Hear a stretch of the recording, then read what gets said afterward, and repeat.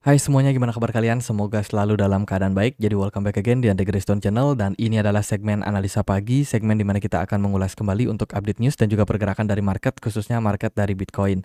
Teman-teman, hari ini kita berada di tanggal 29 Juli 2025, hari Selasa. Kemarin kita dapat closing bagus banget ya dari Bitcoin di weekly time frame. Kita closing percaya diri di level 119.400-an.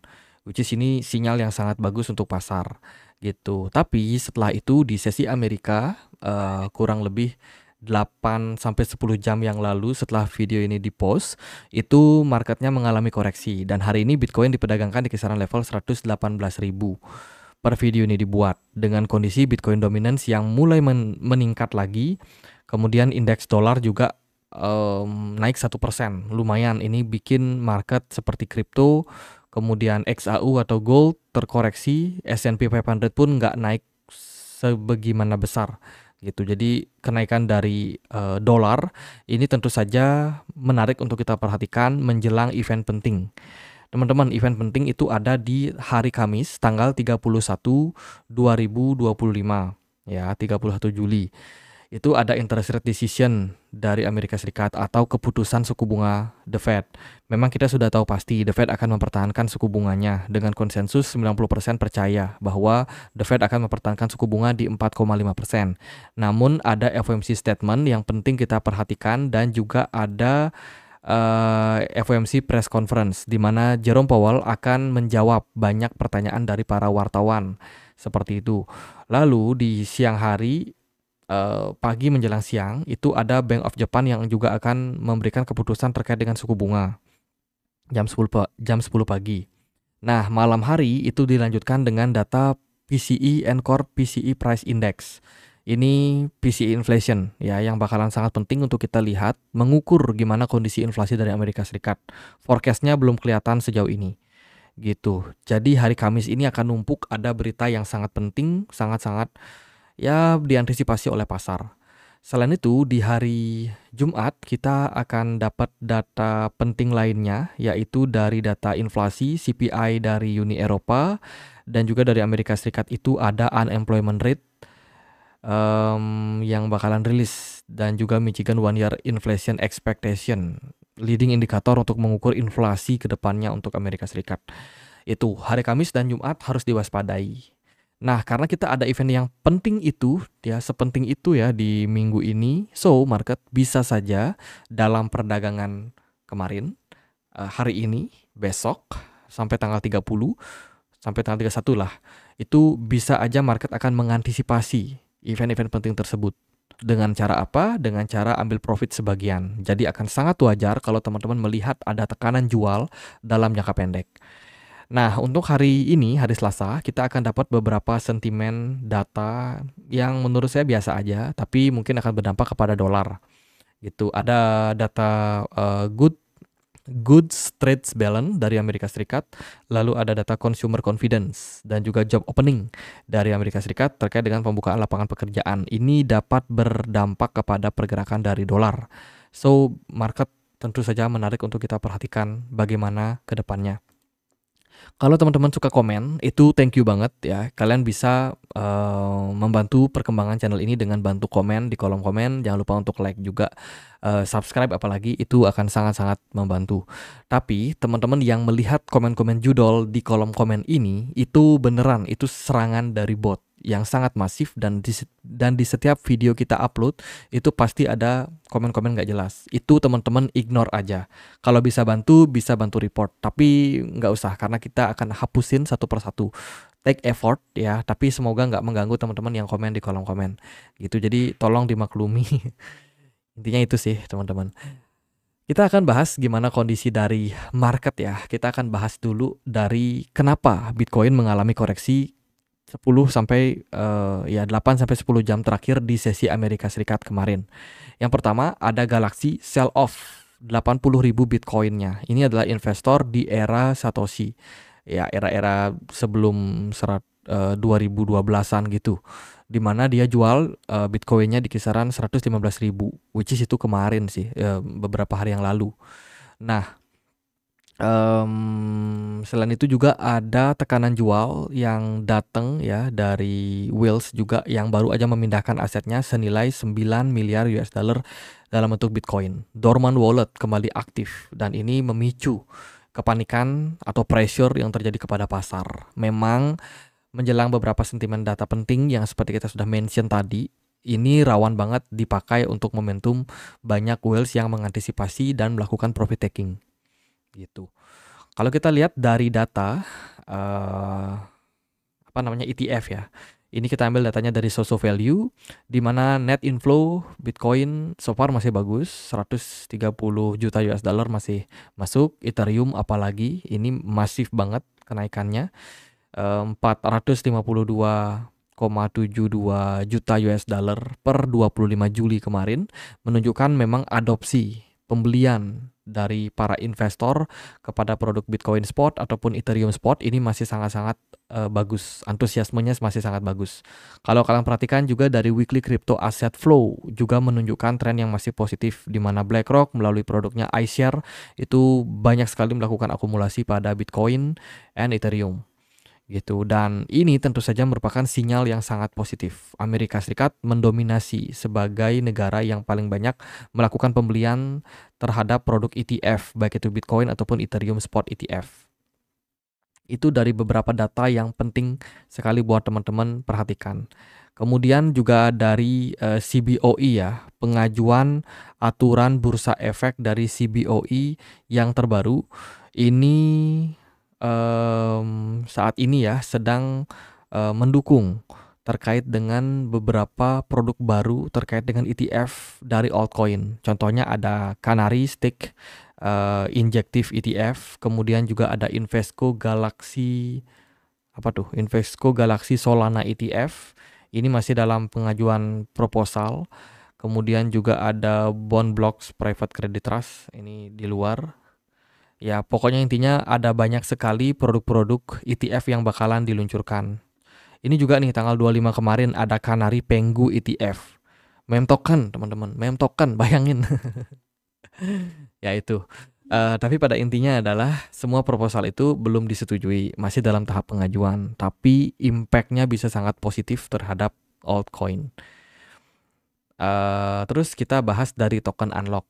Minggu ini kita akan dapat unlock besar ya, beberapa koin. Teman-teman bisa take note. Pertama, ada Optimism unlock 1,79%, 2 hari ke depan. Hati-hati. Lalu ada Sui unlock 1,27%, ini 3 hari ke depan, juga hati-hati. Kemudian ada kita bacain yang unlocknya besar aja ya, di atas 1%. Ada IMX, ini unlocknya 10 hari ke depan, itu 1,3%. Terus ada APT unlock 2 minggu ke depan di 1,79%. Itu beberapa koin yang teman-teman wajib untuk waspadai karena unlock token di atas 1% per bulan itu relatif gede. Dan menurut saya berdampak sekali terhadap pergerakan dari harga token tersebut. Oke, ada beberapa berita akumulasi dari Metaplanet kembali mengakuisisi Bitcoin sebanyak 780 Bitcoin di perdagangan, ya dia mengumumkannya kemarin gitu. Kemudian juga ada dari Trump Media berinvestasi 300 juta US dollar dalam bentuk strategi opsi terkait dengan Bitcoin. Lalu ada Marata Digital Holding, ini perusahaan miner melakukan akumulasi 950 juta US dollar ya dalam compatible senior notes yang diluncurkan guna untuk membeli Bitcoin. Kemudian ada BTSC Inc. Corporate baru aja menambah kepemilikan dari Ethereum-nya ya dengan jumlah Ethereum yang diakumulasi adalah 14.240 Ethereum. Kemudian ada Grab Philippines dikabarkan akan support untuk penarikan berupa kripto, khususnya stablecoin. Ini beritanya menarik sih. Di Indonesia kapan nih Grab bisa connect sama industri Web3? Kemudian ada Tron Inc. dikabarkan akan melakukan pembelian lagi kepada token TRX, ya menjadikan TRX holding bagi perusahaan mereka. Ya sebenarnya Tron yang punya Tron Inc ini yang punya TRX juga sih. Jadi dia membeli aset yang diluncurkan oleh mereka juga. Lalu ada Cathie Woods, dikabarkan baru aja berpartner dengan Sol Strategies. Ini adalah perusahaan yang berfokus pada staking Solana. Menarik untuk kita lihat seperti apa Cathie Wood melihat prospek daripada Solana ke depannya. Cathie Wood ini by the way adalah investor kawakan ya di bursa Amerika Serikat. Dia sangat gemar berinvestasi di perusahaan-perusahaan teknologi gitu. Kemudian juga ada Interactive Broker, salah satu broker di market forex dan juga komoditi, mungkin terkenal bagi teman-teman yang pakai broker ini, dan broker ini legal di Amerika Serikat. Nah, dikabarkan akan consider untuk launching new stablecoin for customers. Menarik untuk kita lihat di mana perusahaan-perusahaan institusi sudah pada masuk ke perkembangan dari Web3 kayak gitu. Lalu ada specialty financial company bernama Mill City baru aja mengumumkan mereka akan melakukan penawaran sahamnya untuk mendapatkan 450 juta US dollar dan mendirikan pembendaraan perusahaan Sui.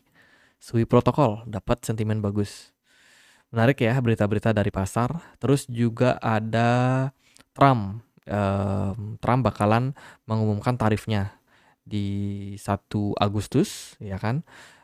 Kecuali Cina belum dapat deal gitu. Nah, Trump juga memberikan waktu untuk Rusia menyelesaikan konflik perangnya dengan Ukraina antara 10 sampai 12 hari ke depan. Trump ini udah pusing karena kalau ada perang, otomatis bisnisnya terganggu, teman-teman. Trump adalah pebisnis, dia nggak suka perang sebenarnya. Karena perang akan mengganggu supply chain, mengganggu pertumbuhan ekonomi. Sekarang aja Trump udah ketar-ketir karena dia harus menyelamatkan nama baiknya, menyelamatkan perusahaan-perusahaan dan saham yang dia miliki juga gitu. Kalau ekonomi baik-baik saja, otomatis semuanya akan sesuai dengan keinginannya Trump. Tapi kalau sesuatu perang masih berlanjut, ya kan, nah itu dia nggak suka sebenarnya. Selain itu juga bikin tercoreng namanya sebagai presiden. Di era pemerintahan Trump, Amerika Serikat defisit, hutangnya naik dan lain sebagainya. Itu kan jelek ya. Jelek, apalagi dia juga mungkin beberapa tahun ke depan akan pensiun juga gitu. Jadi ya itu, Trump lagi coba untuk memperbaiki nama baiknya. Kemudian Changpeng Zhao kemarin nge-tweet ya, power of BNB also attract more money to buy BNB, FOMO in BNB guys. Kita akan coba lihat gimana perkembangan dari Bitcoin. Ya, sekali lagi saya remind, indeks dolar mulai mantul dari area ini di 96. Ya, 96 dia mantul dan sangat berbahaya jika dia sampai naik sampai 100. 96 ke 100 itu naiknya mungkin 4%-an. Ya, kurang lebih lah. Terus kalau kita perhatikan juga gold ini sebenarnya turun, which is ini sinyal yang bagus ya, udah breakdown dari triangle. Kemungkinan gold emas akan ada diskon. Nah, Bitcoin setelah closing weekly kemarin itu kan positif, teman-teman. Tapi kalau kita breakdown ke time frame yang lebih kecil, kok rasa-rasanya ada opportunity untuk koreksi pada Bitcoin. Sebelum kita masuk ke Bitcoinnya lagi, aku mau remind juga terkait dengan USDT dominance. By the way, yang profit taking kemarin itu lumayan meningkat. USDT dominance kembali meningkat. Artinya lebih banyak investor yang sekarang melakukan buy pada USDT. Ini harus diantisipasi sih, karena ini berarti ada profit taking jangka pendek yang dilakukan oleh para investor. Mungkin mereka mengantisipasi event penting di Kamis dan Jumat besok gitu. Kemudian dari total 3, total 2, dan juga total market cap, ini rata-rata juga mengkhawatirkan menurut saya. Ada opportunity untuk koreksi lebih dalam untuk market. Kemudian dari pergerakan smart money juga relatif turun, teman-teman. Apakah ini adalah momentum market Bitcoin akan koreksi sehat lagi ke kisaran level 114 ribuan untuk tutup gap dari CME itu. Kemudian Bitcoin dominance juga kalau diperhatikan itu mengalami kenaikan yang lumayan 1,72%. Ini menunjukkan bahwa ada tekanan jual pada altcoin. Oke, kita balik lagi ke Bitcoin. Sebenarnya aku nggak ganti perspektif atau belum melakukan pergantian perspektif ya. Skenario kita masih sama. Ini teman-teman udah tahu ya, chart yang kita pakai itu sejak 21 Juli kemarin di analisa pagi kita selalu mention chart ini bahwa Bitcoin sebenarnya tengah dalam konsolidasi 5 wave. Nah, ini dia 5 wave. Ya, wave 1 udah kebentuk di kisaran puncaknya itu di 121. And then Bitcoin-nya turun kan, recover. Ini kurang lebih dia sentuh base di 16 ribuan. And then Bitcoin-nya recover balik. Itu ke kisaran 120 ribu. Terus turun lagi nih ke 115 ribu. And then Bitcoin-nya kemarin recover dan closing weekly time frame sangat bagus di 116 ribu. Namun setelah itu ada rejection. Apakah? Nah, pertanyaannya apakah Bitcoin sudah masuk ke progres dalam 3 candle koreksi yang kita sempat perkirakan. Ya, ini jujur aja ini skenario gitu. Oke, jika seandainya Bitcoin sudah masuk ke korektif, ABC Corrective Wave Pattern, maka kemana target saya? Target saya adalah Bitcoin back to retest di 114.000. Tapi dalam prosesnya Bitcoin wajib untuk breakdown dari area support terdekat saat ini di 117 ribuan. Ini wajib banget di breakdown. Kalau Bitcoin mampu hari ini turun di bawah level ini 117.500, maka peluang kita besar bisa ke 114.000. Which is itu adalah level di wave 4 yang terakhir. Gitu. Setelah itu akan ada kembali naik ya kan before pullback, tutup gap di bawah. Itu. Jadi ini sebuah skenario yang menurut saya cukup realistis pada Bitcoin. Namun, apapun itu kita balik lagi ke market sih sebenarnya. Gimana market merespon dari waktu ke waktu akan sangat penting untuk kita perhatikan. Itu ya dari Bitcoin. Nah ini disclaimer, saya nggak bilang Bitcoin ini bakalan turun ke level 114.000. Tapi seandainya kalau Bitcoin breakdown dari level 117.500, maka itu besar kemungkinannya Bitcoin bakalan turun balik. Kalau Bitcoinnya mampu naik gimana? Ya mungkin dia bisa naik, tapi dia harus memastikan Bitcoinnya bisa bertahan di 119.500-an atau bisa ke 120. Itu baru level yang safe buat Bitcoin. Selama Bitcoin belum bisa mantul naik setinggi itu, either dia cuma kayak retracement sebentar, naik bentar, and then dia breakdown lagi. Nah itu teman-teman harus waspadai. Maka dari itu di posisi sekarang ini, teman-teman yang udah profit, udah bisa sebenarnya ambil profit. Dan kita udah remind itu sebenarnya dari beberapa waktu terakhir, bahkan di live session kemarin, kita juga udah remind. Kalau udah profit, ambil teman-teman. Karena ya nanti teman-teman bisa dapat opportunity jika Bitcoinnya tutup gap di bawah gitu. Sementara ini sih kita melihat Bitcoinnya masih strong. Tapi andai kata hal tersebut terjadi, teman-teman udah tahu harus bagaimana. Ethereum gimana? Ethereum aku perhatikan performance-nya mulai breakdown dari dia punya trend line di sini. Jadi kita udah mulai antisipasi. Selain itu juga ada semacam bearish divergence yang tercipta di time frame 4 jam. Ini juga bisa menjadi sebuah sinyal koreksi jangka pendek pada Ethereum. Nah, again, aku udah mention. Terus dari Solana gimana? Solana mengalami penurunan smart money ya sejak 16 Juli kemarin. Ada peningkatan kenaikan sempat ke 195 dolar ya, tapi kalau kita lihat lagi lebih seksama, jangan-jangan ini merupakan sebuah proses korektif yang berpotensi terjadi pada Solana secara jangka pendek gitu. Atau kalau kita lebih lihat dia kayak gini, nah ini mungkin sudah tanda-tanda Solana pelan-pelan membuat yang namanya swing low baru atau lower high baru. Ya, ini lower high pertama, ini lower high kedua. Ya, kita antisipasi. Solana belum confirm turun, cuma dia harus make sure dia bisa breakdown dari level 179. Itu. XRP gimana? Ya XRP juga kurang lebih sama, dia harus konfirmasi turun di bawah 3 dolar, baru kita yakin XRP bakalan turun. Namun karena Bitcoin dominance-nya sudah menguat, ya ini memberikan tekanan sih kepada banyak altcoin untuk koreksi sehat dulu. Chainlink juga kurang lebih sama, Avalanche juga sama. Avalanche ini dia lumayan bagus ya, kemarin dia naik ke ke level atasnya.